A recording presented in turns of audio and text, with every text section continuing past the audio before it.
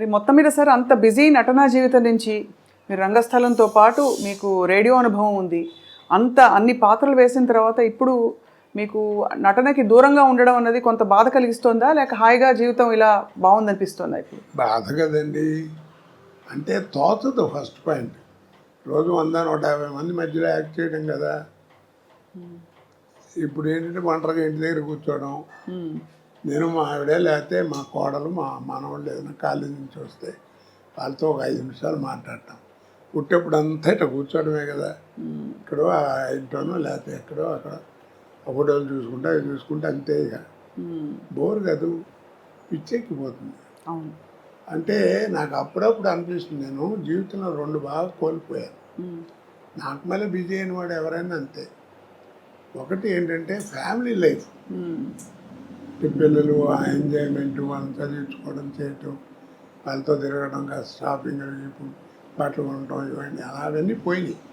అసలు దూరం అయిపోయాను. 2 జనరల్ నాలెడ్జ్. అవును. ఎంతసేపు ఆ కెమెరా యాక్షన్ ఇవే తప్ప ప్రపంచం బయట ఏం జరుగుతుందో కూడా తెలియదు. అవన్నీ పికప్ అవ్వాలంటే చాలా కష్టం.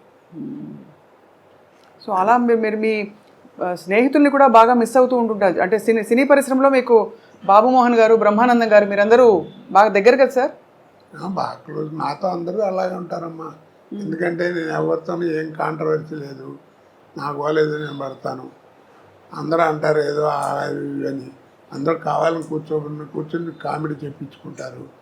సినిమాల మీద జోకులు చెప్తామంటే వాళ్ళు చెప్పించుకుంటారు. అందుకనే 40 సంవత్సరాలు బతకగలిగాయి. లేకపోతే కాంట్రవర్సీ అయితే ఇప్పుడు పంపించేవారు.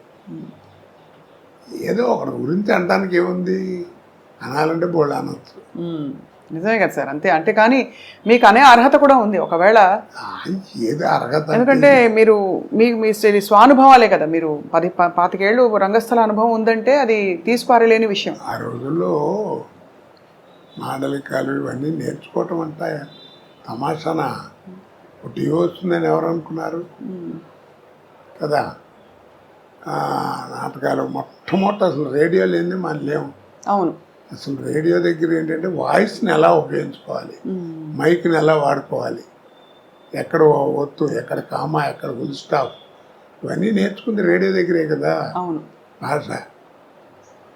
కాబట్టి అక్కడ అది పునాది రాయి. తర్వాత ఈరోజు పురోగతికి అదే పునాది రాయి. తర్వాత టీవీ వచ్చేవాడికి ఏమైపోయిందంటే మాకే థ్రిల్, నాకే. ప్రతివాడు ఫీల్ అవుతారు అది నటుడు. ఎందుకంటే నాటకాలు అంటే ఫోటోలు ఉంటాయి, ఇలా పెట్టిన ఒక యాక్షన్ ఫోటో ఉంటుంది, అలా ఉంటే అలా ఉంటుంది స్టడీగా. కానీ మనం నడిస్తే ఎట్లా ఉంటాం, మాట్లాడితే ఎట్లా ఉంటాం, అది ఎవరికి తెలియదు. మొట్టమొదటి నేను ఫీల్ అయింది నా లైఫ్లో, నేను ఎక్స్ప్లెయిన్ చేయలేను థ్రిల్ ఏంటంటే 2 నిమిషాలు.